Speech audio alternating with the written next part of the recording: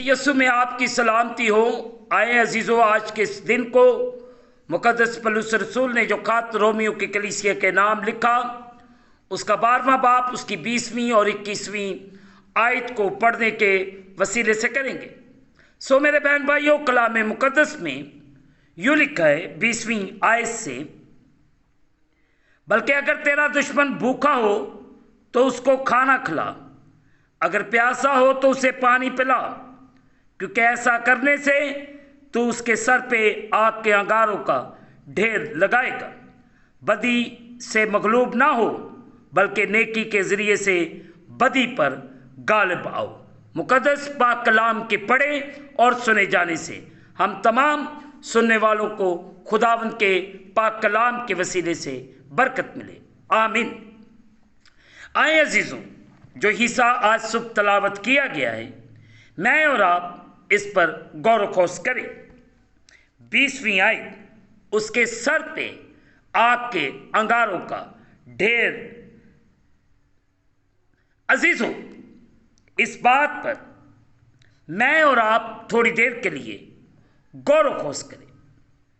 खुदावंद का जिंदा पाक कलाम मुझे और आपको नसीहत करता है कि हमने दुश्मन के साथ भी बेरवा नहीं करनी, यानी उनके साथ भी हमने प्यार, मोहब्बत और युगानुगत के साथ रहना है, उन्हें माफ़ करना है।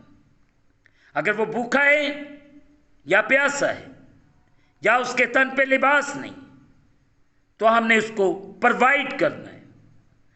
मसीह यीशु की यही तालीमात है, मुआफ़ी की तालीमात है, मोहब्बत की तालीमात है। और मुकद्दस पौलुस रसूल रोमन की कलीसिया को यही सिखाते हैं कि बदी से मगलूब ना हो या बदी के नीचे मत अपने आप को दबा, बल्कि नेकी के ज़रिए से बदी पर गालिब आ। नेकी कर, दूसरों के साथ अच्छा सलूक कर, नफरत को ख़त्म कर, गुस्से को ख़त्म कर, लड़ाई को ख़त्म कर, झगड़ों को ख़त्म कर, फिर जाकर हम बदी के ऊपर गालिब आ सकते हैं। ऐसा ना हो कि बदी के नीचे मैं और आप दब जाएं। हमें हर किस्म के गुनाह से बचना है, हर किस्म की बदी से बचना है, ताकि मसीह की तालीमात को हम पूरा कर सकें।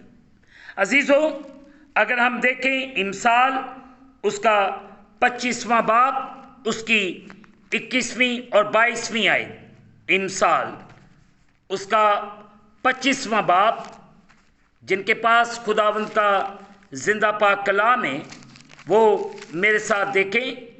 इमसाल की किताब उसका 25वां बाब उसकी 21वीं और 22वीं है। यहाँ पे लिखा है, अगर तेरा दुश्मन भूखा हो तो उसे रोटी खिला, और अगर वो प्यासा हो तो उसे पानी पिला, क्योंकि तू उसके सर पर अंगारों का ढेर लगाएगा और खुदावंद तुझको अजर देगा। अजीजों, कुछ इस आयत का मतलब यूं लेते हैं कि जो हमें दुख देते हैं या हमारी मुखालफत करते हैं, उन्हें मगलूब करने का सबसे अच्छा और मौसर तरीका उनके साथ शफकत से पेश आना है।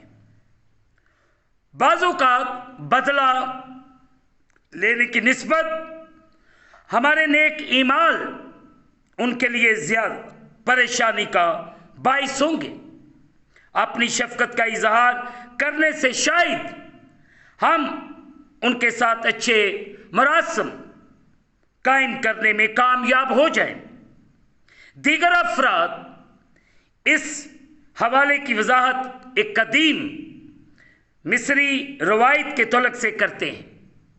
अजीज़ों, जिसमें एक मुजरम शख्स तौबा की अलामत के तौर पर अपने सर पर जलते हुए कोलों से भरा बर्तन उठाकर चलता था। इस तरह मुआफ़ी ये हुए कि किसी दुश्मन के साथ शफकत से पेश आना उस मर्द या औरत की तब्दीली का बाइस बन सकता है।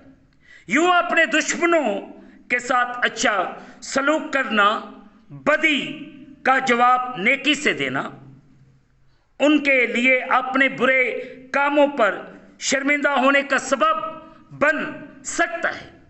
अजीजों, हमारे नेक नमूने के नतीजे में वो बाद में खुदा की मुआफ़ी हासिल करके अपनी ज़िंदगियां उसे दे सकते हैं। अजीजों, लेकिन अगर हमारे दुश्मन हमारे मुखालिफ ही रहें तो तब भी खुदा हमारे नेक कामों का अजर हमें देगा। और जब हम अच्छे काम करेंगे तो खुदा हमें अजर देगा और उसका रिवॉर्ड मस्त मिलेगा। हमें मुआफ़ करना, किसी के लिए बददुआ नहीं, किसी के लिए बुरा नहीं सोचना। और आज सुबह खुदावंद मुझे और आपको अच्छा करने की तौफीक अनायत फरमाए और हम पर रहम करे।